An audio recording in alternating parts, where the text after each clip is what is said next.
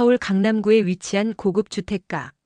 강승우 35세는 거대한 제약회사 강성그룹의 후계자로서 탄탄한 사업가의 모습을 보이지만 그의 내면은 깊은 상처로 얼룩져 있다. 6개월 전 사랑했던 아내 지현 32세의 희귀 뇌질환으로 세상을 떠난 후 그는 완전히 다른 사람이 되어버렸다. 지연은 미술치료사로 일하며 따뜻한 마음씨를 가진 여성이었다. 그들의 결혼 생활 3년은 행복 그 자체였다. 하지만 갑작스럽게 찾아온 뇌종양은 그녀를 빠르게 앗아갔고 승우는 최고의 의료진을 동원했음에도 아내를 구하지 못한 것에 대한 죄책감에 시달리고 있다. 그런 어느 날 어머니 정옥 63세의 새로운 며느리를 데려온다고 발표한다. 정옥은 강성그룹의 실질적인 경영자로서 냉철하고 계산적인 성격을 가지고 있다. 그녀는 아들이 슬픔에 빠져 사업에 소홀해지는 것을 보며 새로운 결혼이 필요하다고 판단한 것이다. 서일한 28세는 소박한 시골 출신의 여성으로 소개된다. 그녀는 최근 교통사고로 기억 일부를 잃었다고 하며 조용하고 차분한 성격으로 보인다. 하지만 첫 만남 순간부터 이상한 일들이 벌어진다. 식사 자리에서 일하는 지연이 즐겨 마시던 자스민 차를 정확히 찾아 우려낸다. 저희 집에서도 이 차를 자주 마셨어요 라고 말하지만 그 우리는 방법과 물의 온도, 우리는 시간까지 지연과 완벽하게 일치한다. 더욱 놀라운 것은 그녀가 무의식적으로 지연의 습관을 그대로 따라한다는 점이다. 컵을 들 때 새끼손가락을 살짝 세우는 것, 웃을 때 왼쪽 입꼬리가 먼저 올라가는 것, 심지어 머리카락을 귀 뒤로 넘길 때의 손동작까지. 승우는 처음에는 단순한 우연이라고 생각하려 하지만 이란의 모든 행동에서 죽은 아내의 모습을 발견하게 된다. 특히 이란이 피아노 앞에 앉아 지연이 즐겨 연주하던 쇼팽의 녹턴을 정확한 지법으로 연주하는 모습을 보고는 충격에 빠진다. 이 곡을 어디서 배우셨나요? 라는 승우의 질문에 이란은 잘 모르겠어요. 그냥 손가락이 기억하는 것 같아요 라고 답한다. 정옥 역시 며느리의 이상한 행동들을 예의주시한다. 이란이 지연만 알고 있던 집안의 작은 규칙들을 자연스럽게 따르는 모습, 심지어 지연이 생전에 정옥에게만 털어놓았던 고민거리를 언급하는 모습을 보며 섬뜩함을 느낀다.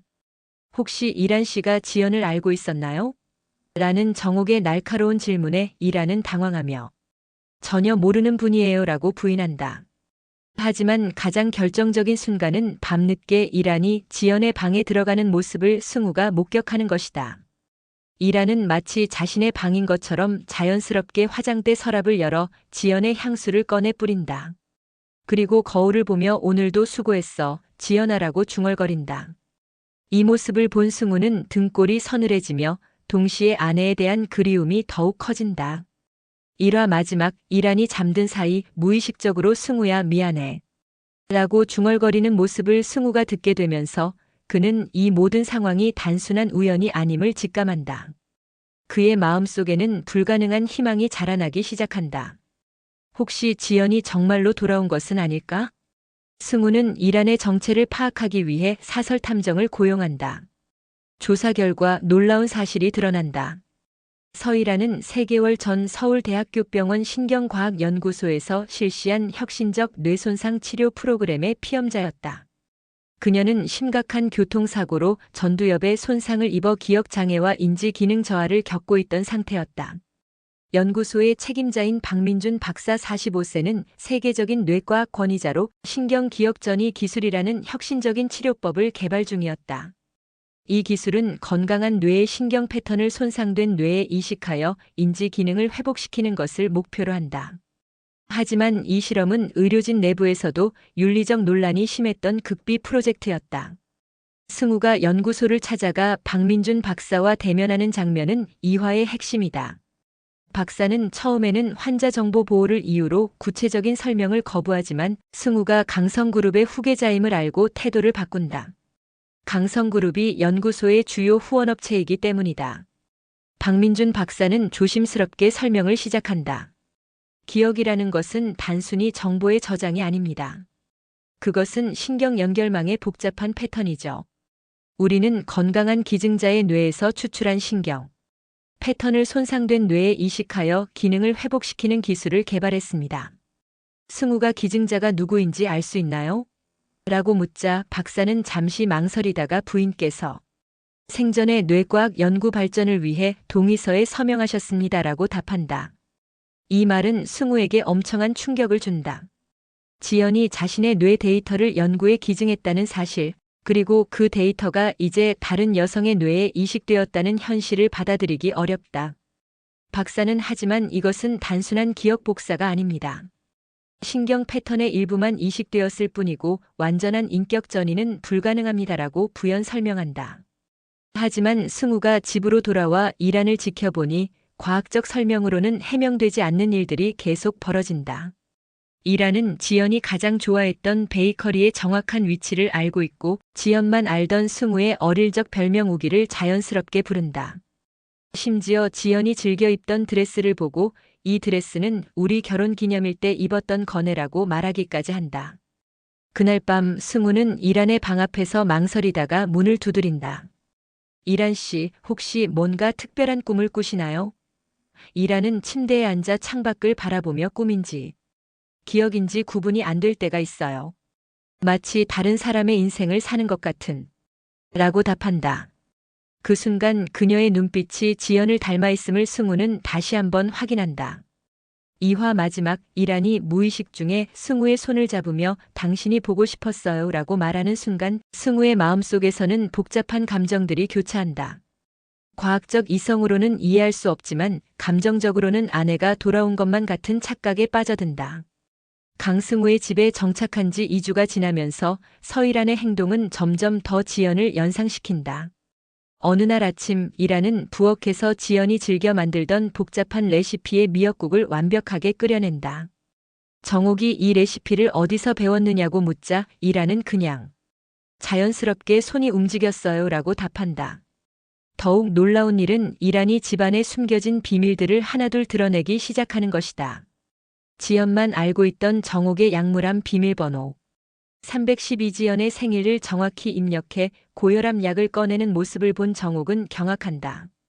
어떻게 이 번호를 알았지? 정옥의 날카로운 추궁에 이란은 죄송해요. 왠지 그 번호가 떠올랐어요 라며 당황한다. 승우의 서재에서는 더욱 충격적인 일이 벌어진다. 이란은 지연과 승우만 알고 있던 비밀 금고의 위치를 정확히 찾아낸다. 책장 뒤편의 은밀한 공간에 숨겨진 작은 금고. 그 안에는 지연이 승우에게 몰래 써둔 사랑의 편지들이 보관되어 있었다. 이란이 그 편지들을 보며 눈물을 흘리는 모습을 본 승우는 혼란에 빠진다. 이런 곳이 있는 줄도 몰랐는데 라고 말하는 이란의 표정에는 지연의 애절함이 그대로 담겨 있다. 가장 결정적인 순간은 이란이 승우와 지연의 신혼여행 추억을 생생히 떠올리는 장면이다. 거실에서 TV를 보던 중 제주도 관광지가 나오자 이란은 갑자기 우리 거기서 말을 탔었지? 당신이 무서워해서 내가 먼저 올라탔는데 라고 말한다. 이는 승우와 지연만의 은밀한 추억으로 그 누구에게도 말한 적이 없는 사적인 기억이었다. 승우는 이란을 방으로 데려가 단둘이 대화를 나눈다. 이란 씨, 혹시 지연을 알고 계셨나요?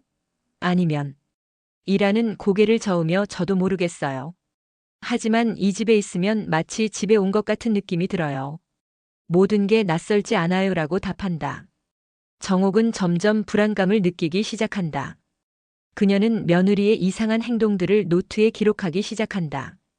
지연의 좋아했던 향수 냄새를 정확히 맞히는 것, 지연이 아끼던 화분의 물주기 시기를 정확히 아는 것, 심지어 승우가 스트레스 받을 때 해주던 어깨 마사지 방법까지 똑같이 하는 것.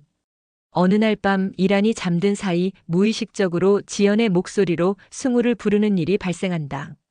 승우야, 거기 있어? 나 무서워. 라는 목소리에 승우가 달려가 보니 이란은 깊은 잠에 빠진 상태다. 하지만 그녀의 표정은 지연이 마지막 병상에서 보였던 불안한 모습과 정확히 일치한다. 3화의 클라이맥스는 이란이 지연의 일기장을 발견하는 장면이다. 그 일기장에는 지연만 알 수 있는 내밀한 고백들이 담겨 있었는데 이란은 그것을 읽으며 마치 자신의 기억을 되찾는 듯한 표정을 짓는다. 이게 내 글씨 같은데 라고 중얼거리는 이란의 모습을 몰래 지켜본 정옥은 전율한다. 마지막 장면에서 정옥은 승우에게 그 여자 뭔가 이상해 죽은 지연의 혼이 씌인 것 같다라고 속삭인다. 승우는 어머니의 말을 부정하면서도 마음 한편으로는 불가능한 가능성에 대한 희망을 품기 시작한다. 서일안의 뇌 속에서는 두 개의 서로 다른 인격이 충돌하기 시작한다. 그녀는 점점 더 빈번하게 혼란 상태에 빠지며 자신이 누구인지 알 수 없는 순간들을 경험한다.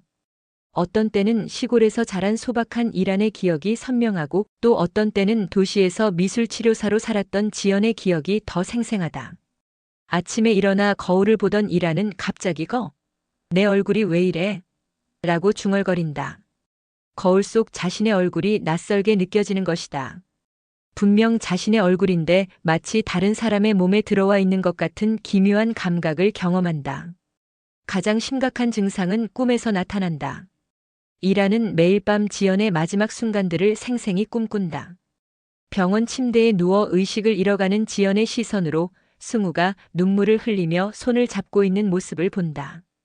제발 떠나지 마 지연아라는 승우의 절규, 차가워져가는 자신의 손, 그리고 의식이 사라져가는 순간의 두려움까지 모든 것이 실제 기억처럼 선명하다. 꿈에서 깨어난 이란은 온몸이 땀에 젖은 채로 살려줘, 살려줘라고 외치며 깨어난다. 승우가 달려와 그녀를 진정시키려 하지만 이란은 당신이 누구세요? 저는 지연이에요. 왜 저를 이란이라고 부르세요? 라며 혼란스러워한다. 이런 증상은 점점 자주 발생하고 지속 시간도 길어진다. 정옥은 이런 상황을 더 이상 지켜볼 수 없어 전문의에게 상담을 요청한다. 정신과 전문의 김태영 교수 50세는 이란을 진료한 후 해리성 정체감 장애의 가능성이 있지만 이렇게 구체적이고 일관된 타인의 기억을 갖는 경우는 의학적으로 설명하기 어렵다고 진단한다. 승우는 박민준 박사를 다시 찾아가 더 자세한 설명을 요구한다. 박사는 마지못해 실험의 구체적인 과정을 설명한다. 지연 씨의 뇌에서 추출한 신경 데이터를 나노 입자에 저장한 후 특수한 약물과 함께 이란 씨의 뇌에 주입했습니다. 이론적으로는 인지 기능만 회복되어야 하는데 그런데 왜 이런 일이? 승우의 질문에 박사는 솔직히 예상치 못한 결과입니다. 기억이라는 것이 우리가 생각하는 것보다 훨씬 복잡한 존재인 것 같습니다. 단순한 정보가 아니라 감정, 성격, 심지어 영혼까지 담고 있는 것일지도 라고 답한다. 이란의 증상은 일상생활에서도 나타난다. 마트에서 장을 보다가 갑자기 지연이 좋아하던 특정 브랜드의 치즈를 집어들며 승우가 좋아하는 거네라고 중얼거린다. 혹은 TV에서 지연이 좋아했던 배우가 나오면 저 사람 연기 참 잘해라고 말하다가 자신이 그 배우를 모른다는 사실을 깨닫고 당황한다. 사화의 절정은 이란이 지연의 휴대폰 비밀번호를 정확히 맞히는 장면이다. 승우가 못 열어보고 있던 지연의 핸드폰을 이란이 한번 해볼게요라며 자연스럽게 1225둘의 첫 만남 날짜를 입력해 잠금을 해제한다. 그 순간 모든 사람이 침묵에 빠지고 이란 자신도 자신의 행동에 충격을 받는다. 마지막 장면에서 이란은 승우에게 제가 무서워요. 제가 누구인지 모르겠어요. 가끔 거울을 보면 다른 사람 같고 가끔은 당신을 보면 마음이 아파와요. 왜 그런지 모르겠지만 라고 고백한다. 승우는 그런 그녀를 끌어안으며 괜찮다. 우리가 함께 해답을 찾아보자라고 다짐한다. 정옥은 더 이상 상황을 방관할 수 없다고 판단하고 아들 몰래 신경과학연구소를 직접 찾아간다. 평생 사업가로 살아온 그녀의 예리한 직감은 이 모든 일이 단순한 의료 실험이 아니라는 것을 말해주고 있다. 연구소에 도착한 정옥은 박민준 박사와의 면담을 요청한다. 박사는 처음에는 환자 기밀을 이유로 만남을 거절하지만 정옥이 강성그룹이 이 연구소에 투자한 돈이 얼마인지 아시죠? 라며 압박하자 어쩔 수 없이 응한다. 박사의 연구실에서 정옥은 충격적인 진실을 듣게 된다. 이 실험은 사실 뇌 기억 데이터 이식 기술의 상용화를 위한 불법 임상시험이었던 것이다. 박사는 기억 이식 기술이 성공한다면 치매, 뇌 손상 환자들의 치료에 혁신을 가져올 수 있습니다라고 변명하지만 정옥은 그래서 우리 며느리를 실험체로 쓴 거냐? 며 분노한다. 더욱 충격적인 사실은 지연의 동해 과정에 문제가 있었다는 것이다. 지연은 극심한 고통 속에서 의식이 명료하지 않은 상태에서 동의서에 서명했고 실제로는 뇌 기증이 아닌 뇌 데이터 추출이라는 것도 제대로 설명받지 못했다. 박사는 하지만 법적으로는 문제 없습니다. 동의서가 있으니까요 라고 해명하려 하지만 정옥은 당신들이 내 며느리를 실험 재료로 쓴 거 아니냐? 며 격분한다. 박사는 마지못해 실험의 전체 과정을 설명한다. 지연 씨가 뇌사 판정을 받기 직전 우리는 특수한 장비로 그녀의 뇌파를 스캔했습니다. 수십만 개의 신경 연결 패턴을 디지털 데이터로 변환해 저장했죠. 그리고 이 데이터를 나노 캡슐에 담아 이란 씨의 뇌척수에게 주입했습니다.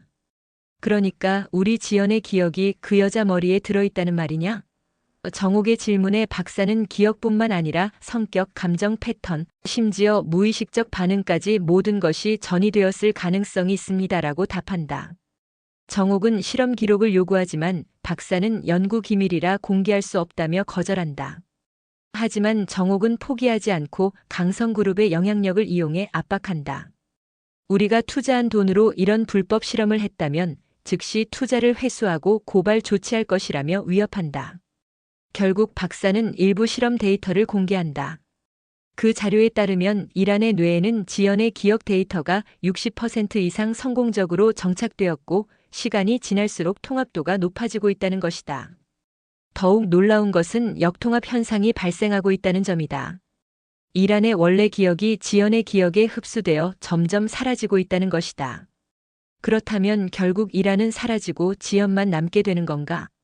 정옥의 질문에 박사는 이론적으로는 그럴 가능성이 있습니다라고 답한다. 이 말을 들은 정옥은 경악한다. 이것은 단순한 치료가 아니라 한 사람의 인격을 다른 사람으로 완전히 바꾸는 끔찍한 실험이었던 것이다. 정옥이 집으로 돌아와 승우에게 모든 진실을 폭로하려는 순간 승우는 예상치 못한 반응을 보인다. 어머니, 저는 괜찮습니다. 이란이든 지연이든 중요한 것은 그녀가 여기 있다는 것입니다. 정옥은 아들의 이런 태도에 더욱 걱정이 커진다. 이란이 정옥에게 어머니, 제가 이상한가요? 가끔 제가 누구인지 모르겠어요. 하지만 승우 오빠를 보면 마음이 따뜻해져요.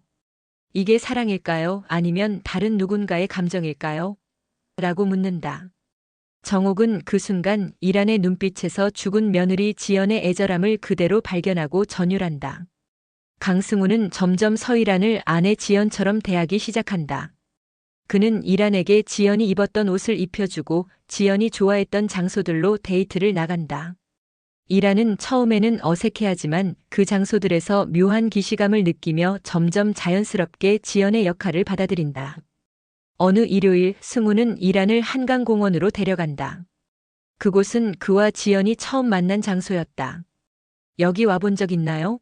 라는 승우의 질문에 이란은 처음인데 왠지 그리운 느낌이에요 라고 답한다.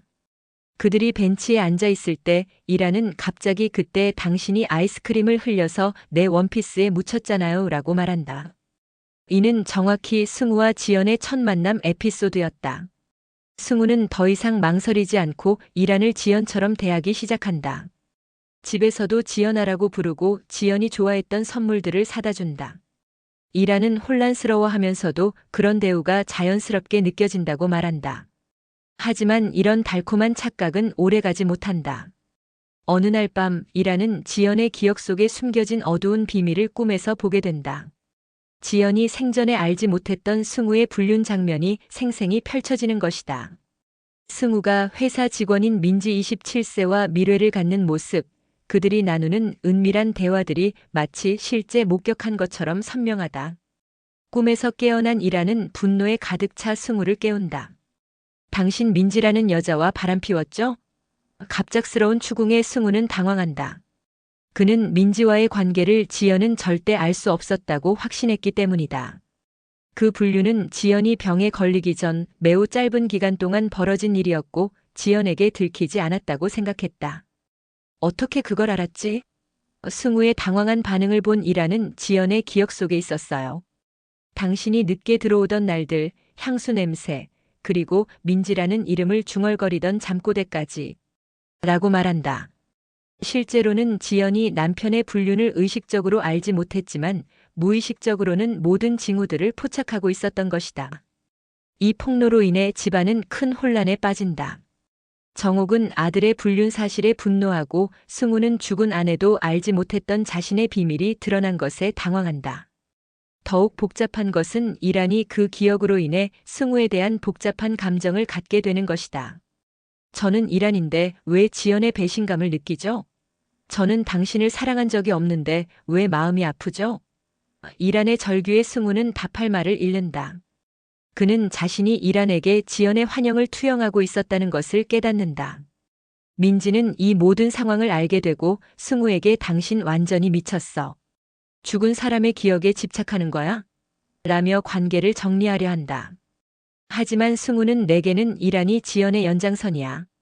나는 지연을 놓을 수 없어라며 민지를 차갑게 거절한다. 이란은 거울 앞에서 자신의 얼굴을 쳐다보며 울음을 터뜨린다. 나는 누구일까? 서이란의 몸에 들어있는 또 다른 지연일까? 아니면 지연의 기억을 가진 불완전한 이란일까? 그 순간 거울 속에서는 이란의 얼굴과 지연의 얼굴이 겹쳐 보이는 듯한 착각이 일어난다. 집안의 갈등은 더욱 심화된다. 정옥은 아들 승우가 현실을 받아들이지 못하고 환상에 빠져 있다고 판단하고 이란을 집에서 내보내려 한다. 넌 우리 며느리가 아니야. 그냥 남의 기억을 훔친 사기꾼일 뿐이야라며 이란을 몰아세운다. 하지만 승우는 어머니에게 강력히 반발한다. 어머니가 지연을 얼마나 사랑했는지 저도 알고 있습니다. 하지만 지금 이란 안에 지연이 살아있어요. 저는 그걸 포기할 수 없어요. 승우의 완고한 태도에 정옥은 절망한다. 한편 이란의 정체성 혼란은 더욱 심각해진다. 그녀는 하루 중 절반은 이란으로 절반은 지연으로 살아가고 있다. 아침에는 시골에서 자란 이란의 기억으로 부모님을 그리워하지만 오후가 되면 지연의 기억으로 승우와의 달콤한 신혼생활을 그리워한다. 가장 고통스러운 순간은 이란이 자신의 본래 가족을 찾아가는 장면이다. 경상북도 안동의 작은 농촌 마을, 그곳에서 서이란의 부모님이 딸의 소식을 기다리고 있었다. 하지만 이란은 자신의 부모님을 보고도 누구세요? 라며 낯설어한다. 지연의 기억이 너무 강해서 이란 본래의 가족 기억이 사라져가고 있는 것이다. 이란아, 엄마야. 너 왜 이래? 어머니가 눈물을 흘리며 다가오지만 이란은 죄송해요. 기억이 잘 안 나요라며 당황한다. 오히려 그녀의 머릿속에는 지연의 어머니 고인에 대한 기억이 더 선명하다. 이란의 아버지는 우리 딸이 서울 가서 이상한 실험 같은 거 받았다더니 완전히 다른 사람이 되어버렸구나라며 절규한다. 승우는 이란을 데리러 안동까지 내려간다. 그 과정에서 이란의 본래 가족들과 대면하게 되고 그들이 얼마나 딸을 사랑하고 그리워했는지 목격한다. 이란의 어머니는 승우에게 우리 딸을 돌려주세요. 저 아이는 원래 그런 아이가 아니에요라며 애원한다. 하지만 승우는 이란 씨는 이제 제 아내입니다. 그리고 그녀 안에는 제가 사랑했던 지연의 영혼이 살아있어요라며 단호히 거절한다. 이란의 가족들은 분노하며 당신이 우리 딸을 괴물로 만든 거 아니냐? 고 비난한다. 서울로 돌아오는 차 안에서 이란은 승우에게 고백한다. 제가 무서워요. 제가 사라져가는 것 같아요. 서이란이라는 사람이 점점 지워지고 있어요. 이게 맞는 걸까요? 승우는 괜찮다. 중요한 건 지금 내가 여기 있다는 것이야 라며 위로하지만 이란의 눈빛은 절망으로 가득하다. 7화의 절정에서 이란은 자살을 시도한다. 옥상에서 차라리 죽어서 이 모든 혼란을 끝내고 싶어요 라며 난간에 오르는 순간 승우가 달려와 그녀를 붙잡는다. 안 돼. 지연아, 다시 나를 떠나면 안 돼. 승우의 절규에 이란은 저는 지연이 아니에요. 그냥 지연의 기억을 훔친 도둑일 뿐이에요 라며 오열한다. 이 사건 이후 정옥은 더 이상 참을 수 없다며 연구소에 이란의 기억 삭제를 요구한다. 하지만 박민준 박사는 이미 뇌에 정착된 기억을 제거하는 것은 환자의 생명을 위험에 빠뜨릴 수 있다며 거절한다.